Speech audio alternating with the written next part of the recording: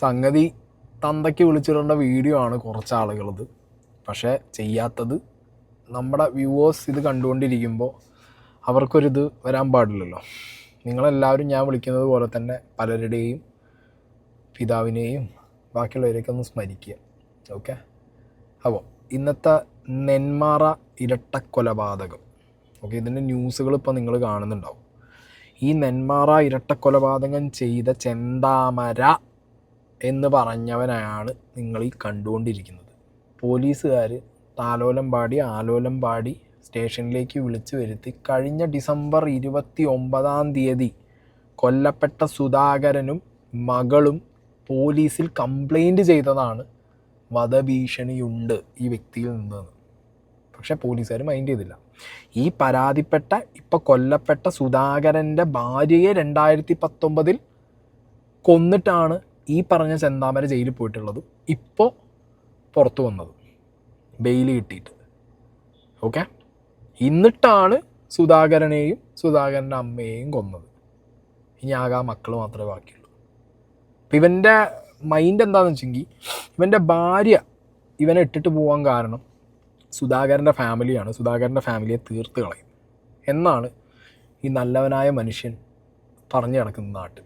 ആ കാരണം കൊണ്ടാണ് ഈ നല്ലവനായ മനുഷ്യൻ ഇന്ന് ഈ 2 കൊലപാതകങ്ങൾ നടത്തിയത്. ആദ്യം 2019 സുധാകരൻ്റെ ഭാര്യ സജിതയെ കൊന്നതും ഇതേ കാരണം പറഞ്ഞിട്ടാണ്. ഇയാളുടെ ഭാര്യ പോകാൻ കാരണം സജിതയാണ് എന്ന് പറഞ്ഞിട്ട്. എന്താണെങ്കിലും നമ്മുടെ പോലീസുകാരുള്ള ബെസ്റ്റ് ടീമാണ്. നാട്ടിൽ വണ്ടി മോഡിഫൈ ചെയ്തവർ, അല്ലെങ്കിൽ പോലീസിനോട് എന്തെങ്കിലും കണ്ടു കഴിഞ്ഞാൽ എന്താ സാറേ ഇതെന്ന് ചോദ്യം ചെയ്തവർ, ഹെൽമെറ്റ് ഇല്ലാത്തവർ, ഇങ്ങനത്തെ ആളുകളൊക്കെ പിടിച്ച് നിർത്തി കുനിച്ച് അവരെ കൂമ്പ് വാട്ടും പോലീസുകാർ. പക്ഷെ വെരി അൺഫോർച്ചുനേറ്റ്ലി ഇതേപോലെയുള്ള ക്രിമിനൽസിൻ്റെ മുന്നിൽ അവർക്ക് ധൈര്യമില്ല, ഒന്നുമില്ല. അതും ഇനിയിപ്പോൾ പറയാൻ പറ്റില്ല. ഈ ക്രിമിനൽസിനെ വളർത്താൻ വേണ്ടിയിട്ടുള്ള പുതിയ എന്തെങ്കിലും സെറ്റപ്പാണ് ഇവിടുത്തെ ഈ പറഞ്ഞ പോലീസുകാർക്ക് കിട്ടിയ ഇൻഫർമേഷൻ എന്നുള്ളത് എനിക്കൊരു പിടുത്തമില്ല. കാരണം ആഭ്യന്തരമന്ത്രിക്ക് പണി അറിയില്ല, പണിക്ക് വയ്യാന്നുണ്ടെന്നുണ്ടെങ്കിൽ പ്ലീസ് ദയവ് ചെയ്തിട്ട് ഇറങ്ങിപ്പോണം. ശ്രീ പിണറായി വിജയൻ സാറിനോടാണ് പറയാനുള്ളത്. സർ, നിങ്ങളുടെ കീഴിൽ കേരള പോലീസ് വലിയ അബദ്ധമായി മാറുകയാണ്. ഓക്കെ, നിങ്ങൾക്ക് ഈ പണി പറ്റില്ല എന്നുണ്ടെങ്കിൽ സാർ പ്രത്യേകിച്ച് നിങ്ങൾ നിർത്തിപ്പോണം പരിപാടി. അല്ലെങ്കിൽ നിങ്ങൾ ഇതിന് തക്കതായിട്ടുള്ള ഒരു ശിക്ഷ ഈ വ്യക്തിക്ക് കിട്ടുന്ന രീതിയിലുള്ള കാര്യങ്ങൾ ചെയ്യണം. കോടതിയിൽ നിന്ന് ഇനി ഇവൻ രക്ഷപ്പെടരുത്. കൊലക്കയറിൽ കുറഞ്ഞ ഒന്നും ഇവനില്ല. നാട്ടുകാരെ ശ്രദ്ധയ്ക്കാണ് പറയുന്നത്. ഈ നല്ലവനെ എവിടെയെങ്കിലും കണ്ടു കഴിഞ്ഞു കഴിഞ്ഞാൽ നിങ്ങളായിട്ട് തീർത്താൽ അത്രയും നല്ലത്.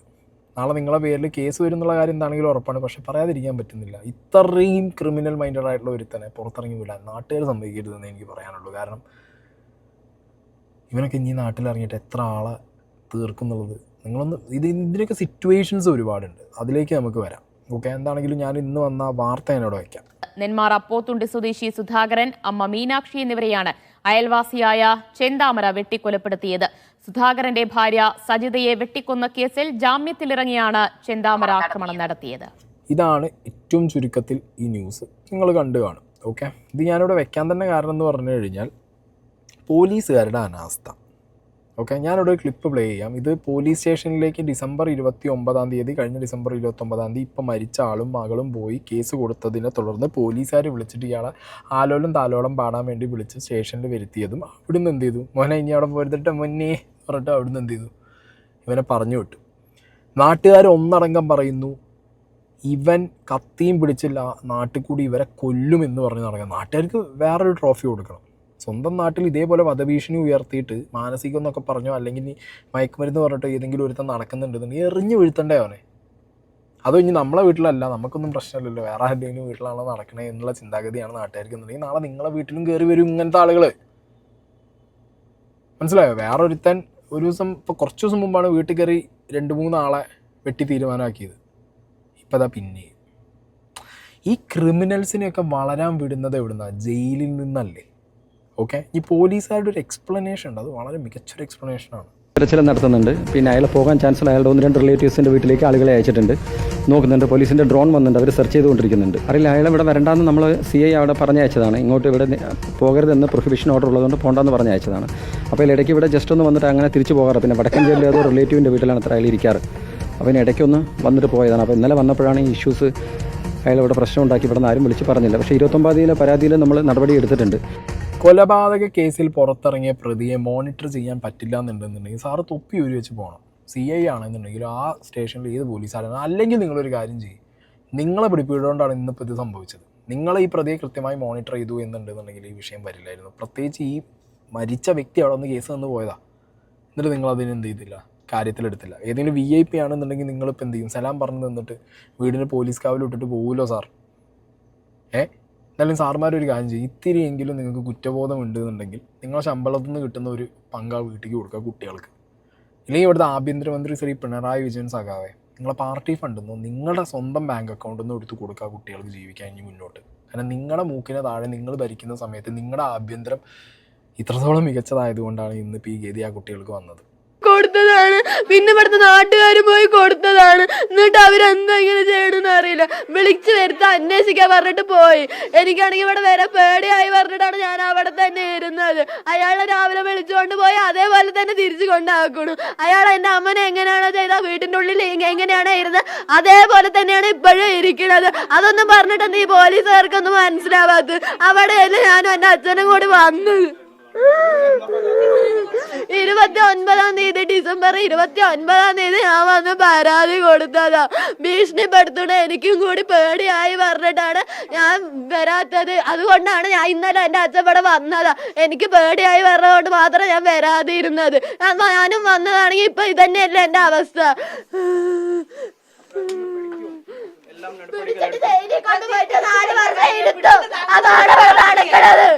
എന്റെ അമ്മയ്ക്ക് അതല്ല അവസ്ഥ ഉണ്ടായത്.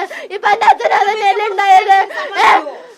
നിങ്ങളുടെ എന്തെങ്കിലും കുടുംബത്തിലാണെങ്കിലോ ഇങ്ങനെ എന്തെങ്കിലും ഉണ്ടാവോ? അയാളെ തൂക്കിക്കൊല്ല, അത് ചെയ്യും ഇത് ചെയ്യും. ഇവിടെയാണെങ്കിലും അയാൾക്ക് 4 കൊല്ലം നന്നായി ഭക്ഷണം കൊടുത്തിട്ട് വിട്ടയച്ചിരിക്കണം.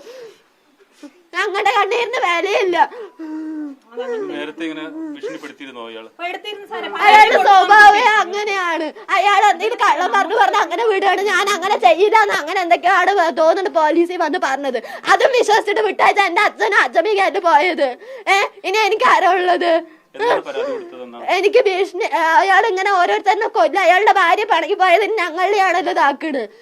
അതിന് പറഞ്ഞ് എനിക്ക് പേടിയാണ്, ഇങ്ങനെ ഭീഷണിപ്പെടുത്തണമെന്നൊക്കെ പറഞ്ഞ് ഞാനും അച്ഛനും കൂടെ 29-ാം തീയതി അടുത്ത ഡിസംബറിൽ പോയി കൊടുത്തതാണ്. അപ്പൊ അവർ അന്വേഷിക്കാൻ പറയുന്നുണ്ട്.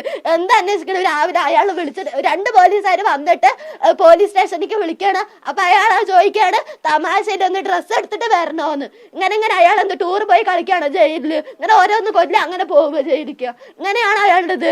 ഇനി അയാളുടെ ജയിലിലേക്ക് കയറ്റാൻ തന്നെയല്ലേ നിങ്ങളും പോണത്? എന്താ ചെയ്യും? എന്നെയും കൂടി കൊന്നിട്ട് പോട്ടെ. എന്റെ കുടുംബത്തിനെയാണല്ലോ എല്ലാവർക്കും കണ്ണ്. ഞാനാണ് അച്ഛൻ വരുമ്പോ ഞാനാണ് ഇങ്ങോട്ട് ഓടി വരുന്നത്. അച്ഛൻ വരുമ്പോഴൊക്കെ ഞാനാണ് ഇങ്ങോട്ട് ഓടി വരുന്നത്. അയാള് പേടിച്ചിട്ട് കഴിഞ്ഞ ആഴ്ച അച്ഛൻ വന്നിട്ടില്ല, ഞാനും വന്നിട്ടില്ല. ഞാനും വരുന്നില്ല പറഞ്ഞിട്ട് അച്ഛൻ ഇന്ന് ക്ഷേമനിധി കെട്ടാൻ വേണ്ടി മാത്രം ഇന്നലെ വന്നതാണ്.